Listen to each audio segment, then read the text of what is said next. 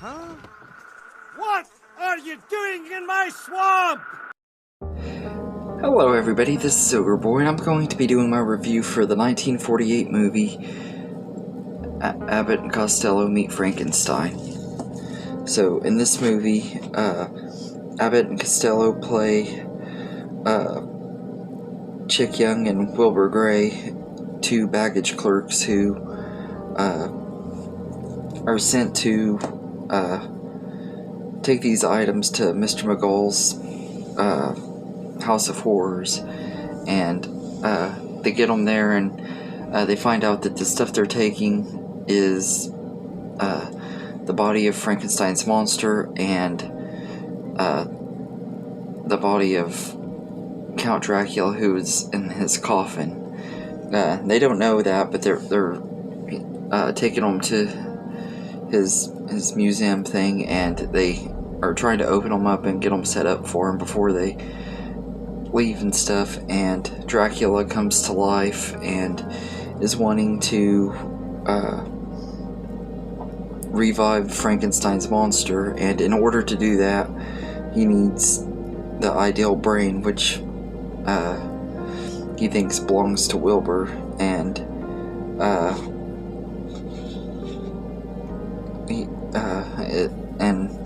Larry Talbot, the Wolfman, comes to their aid and tries to help as much as he can to stop Dracula. This movie is pretty good. It's one that I've been wanting to see for a long time. I've always liked Abbott and Costello, and I'd seen like clips of the movie, but I've never actually seen it all the way through until tonight, and I really enjoyed it. I think it's a pretty decent movie. It has a really great cast in here. Of course, Abbott and Costello, they're always hilarious. I love their movie African Screams, which is one I used to watch all the time as a kid. And everything else I've seen of theirs I've liked. I know there was a couple other movies of theirs that I've seen. But African Screams is the main one I can think of that I really liked a lot as a kid. It was one that I watched all the time. But I think they were great in here. And you got not only Lon Chaney Jr. coming back to play the Wolfman, but you get Bela Lugosi coming back to play Count Dracula for the first time since he played him in that first movie, and he just steps right back into the role like he never left it. He's just absolutely perfect as Count Dracula, and it really makes you realize what all of those other movies with Dracula was missing. It's like Bela Lugosi is just absolutely perfect as a character, and he's really great in here too. And I love how they blend the comedy and creepiness of the characters and stuff. Like, the characters are still pretty creepy for the most part without and the comedy doesn't really run that with the movie. They balance it really well.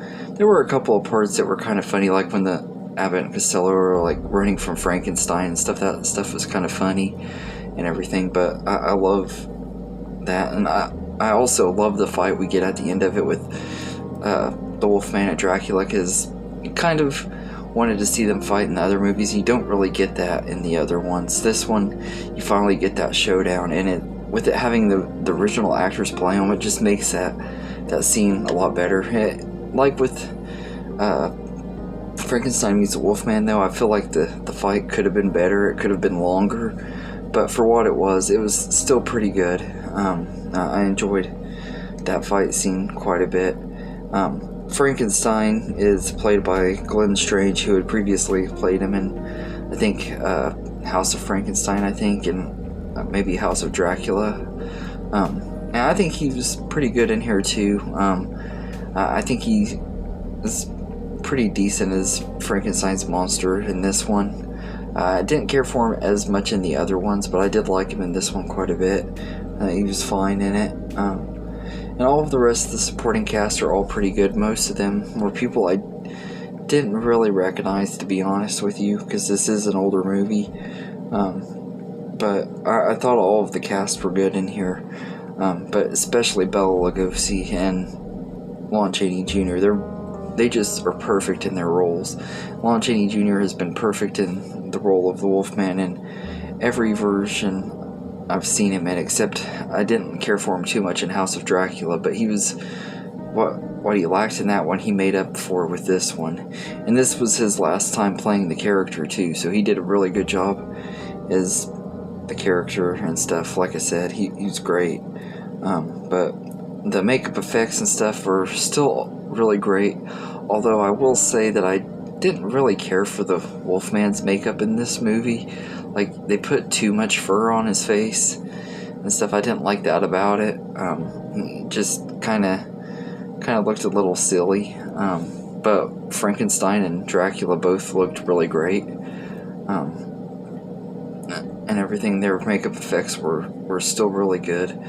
But this is a pretty fun movie. It's not one of the best Universal monster movies by any means, but it is very entertaining, and it might be in my top 10, but I wouldn't say, even with it being in the top 10, that it'd be one of my most favorites, because like only probably the top 5 or 6 are ones that I would consider my most favorites.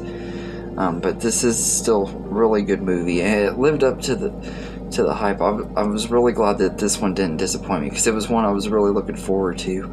And also at the very end of the movie, you get a little cameo from the Invisible Man that just kind of leaves the movie off with a good laugh and everything. Abbott and Costello are in this boat, and they think they finally escaped all the monsters, and you hear the Invisible Man talking, and it's Vincent Price's version from The Invisible Man Returns.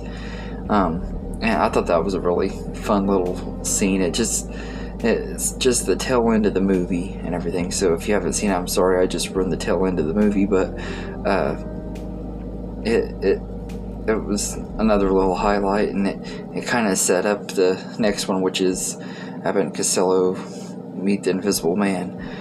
Which I don't know if that one's a direct sequel to this one or not. I don't know how that plays out, but I'm looking forward to seeing that one quite a bit too, because I've been a big fan of the Invisible Man franchise so far, so I'm really looking forward to that one. But this is a pretty good one. It's the last one for the Frankenstein and Dracula and Wolfman stories, I think. I don't think they appeared any more of the monster movies after this one, so I'll probably end up doing my rankings for those characters' movies at some point here over the next few days.